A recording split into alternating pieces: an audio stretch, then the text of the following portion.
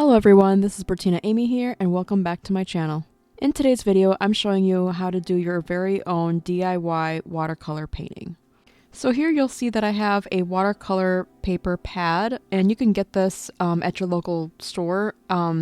It seems that Dollar Tree is now carrying them as well. I haven't tried that brand or anything like that, but you're more than welcome to try it. And since this is just a for fun project, we're not professionals here. We're just doing a basic painting, so if you're not too worried about the quality of the paper, feel free to pick up one while you're at the Dollar Tree. So here I'm using a template that I created, and I'm using a sheet of carbon paper to trace the outline onto my watercolor paper. Now, if you can just hand draw it and freehand it, that's totally fine. You can totally do that. I am choosing to do it this way just so I could show you the process of it, even if you feel you can't draw. So literally anyone watching this video could also do a painting like this as well. And if you're interested in my template, it will be linked in the description box below. And I'm going to go ahead and speed up this part of the process a little bit. Once you're done tracing and before you go ahead and move on to the next step, I would just lift up the papers just to see how your watercolor paper is coming out with the tracing and stuff like that, just to make sure you're satisfied with the way it looks. The next thing here I would recommend is that you take a Sharpie and outline all of your lines just so that it's nice and sharp and very clean looking. And I'm going to go ahead and speed up this part of the process a little bit.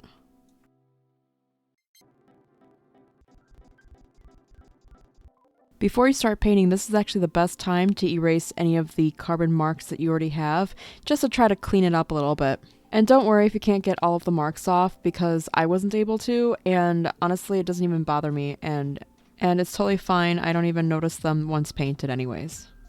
Okay, the next step is to go ahead and set up your station with your watercolor paints, a cup of water, and your watercolor paints should have come with a free brush, so you should be all set with all that.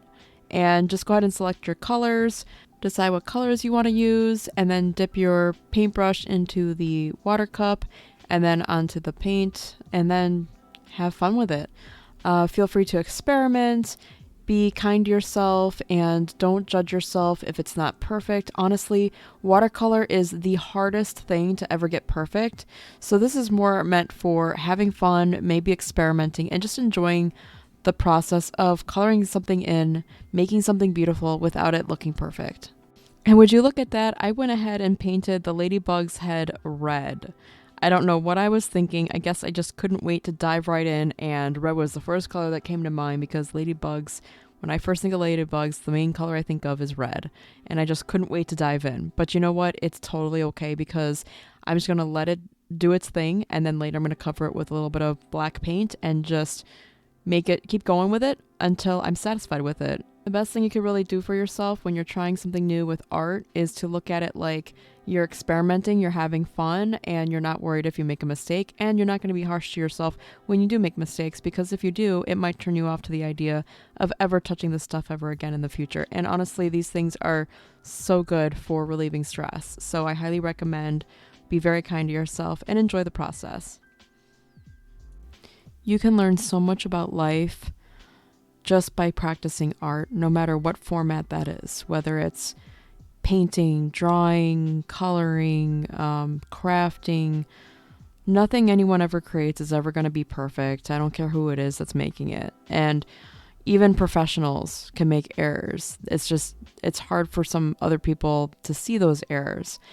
And it's, like they say, everyone's their own worst critic. And the more you judge yourself negatively when you create something, the less likely you're going to pick up that paintbrush or that pencil or with that crafting tool and move forward, So go forward. Please don't judge yourself and enjoy the process.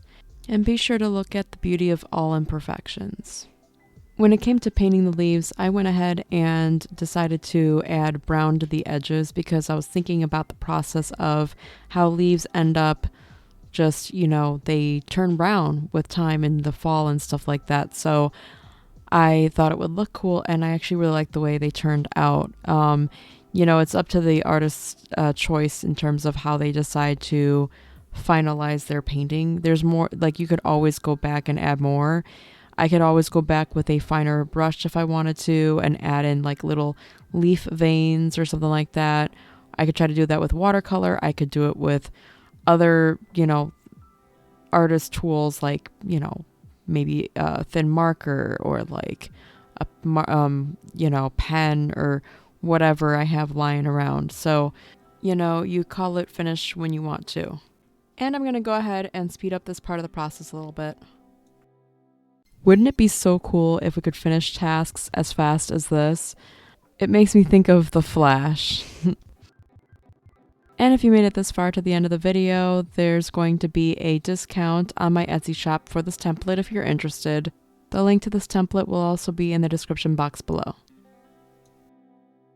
If you enjoyed this video, please like, comment, and subscribe for more, and we'll see you in the next one. Thanks for watching. Bye.